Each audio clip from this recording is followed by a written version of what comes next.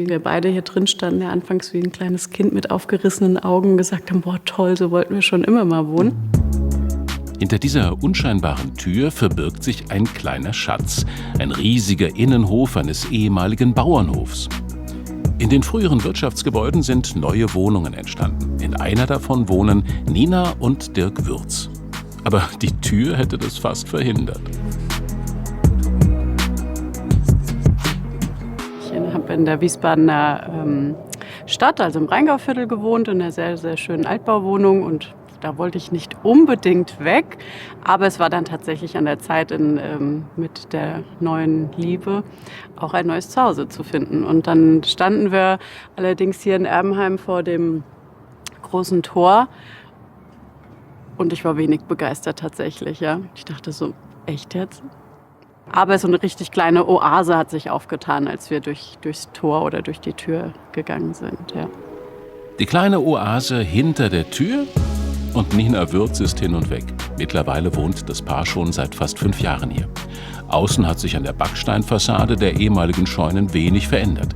Insgesamt gibt es hier 5 Wohnungen, 3 Single-Lofts und 2 große. Innen ist alles neu und modern gestaltet. Hier ist das Kinderzimmer, also das Jugendzimmer, dann ist hier ein Bad und das Schlafzimmer und hier drüben ist so eine kleine Arbeitsecke und der Rest ist natürlich alles offen, das hat so diesen Loft-Charakter, also ihr kommt einfach mal mit hoch, ist total schön da oben. Oben im ersten Stock ist das Highlight der Wohnung, ein großer, offener Raum.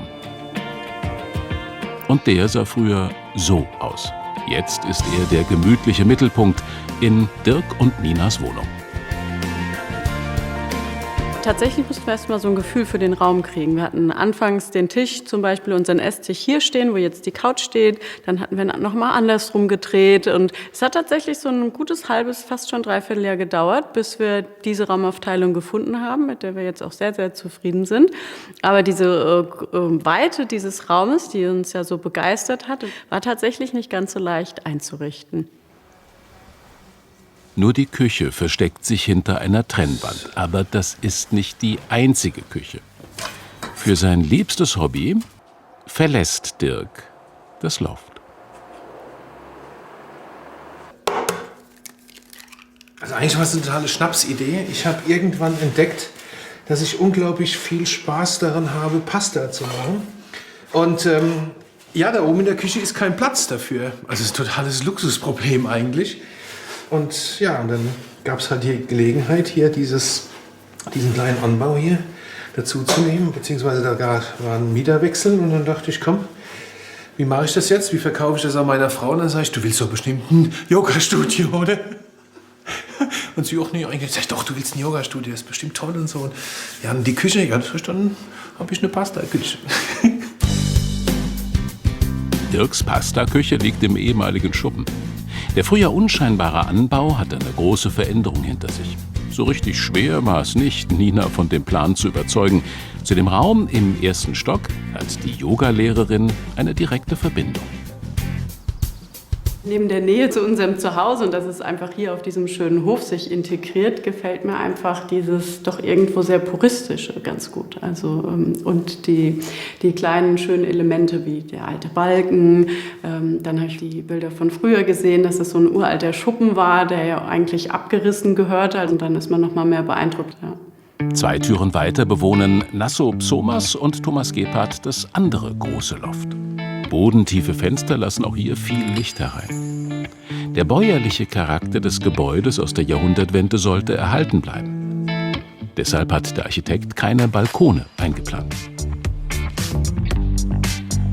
Wir haben einen wunderschönen Innenhof und eine riesige Freifläche. Also ein Balkon wäre da vielleicht irgendwie eher wie so ein Hamsterkäfig.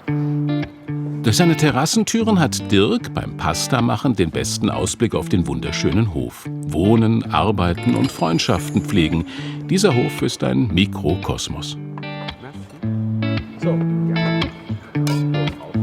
Hier ist unser Zuhause. Wir haben hier so unser Ding, sind ganz für uns, aber haben trotzdem ganz viel Gesellschaft im Sinne von, dass man sich sieht und dass man sich grüßt und sich austauscht und redet, aber man ist nicht zwangsläufig, sitzt man nicht jeden Abend zusammen. Das ist tatsächlich nicht so. Also da wahrscheinlich, weil wir das alle irgendwie gleich leben, ne? Dass jeder auch so seine Privatsphäre schätzt, aber auch das Miteinander schätzt.